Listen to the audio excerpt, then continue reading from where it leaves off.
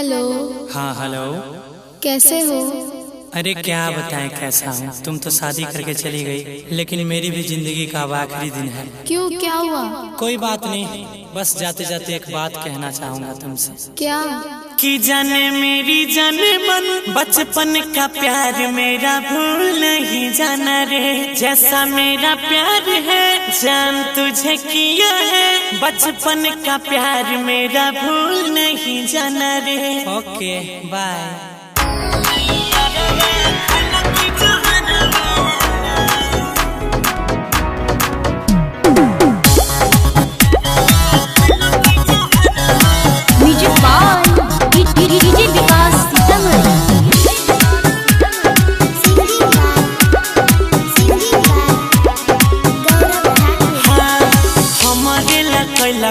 जिंदगी बेकार हो, छोड़ला जाई छले पूरा संसार हो।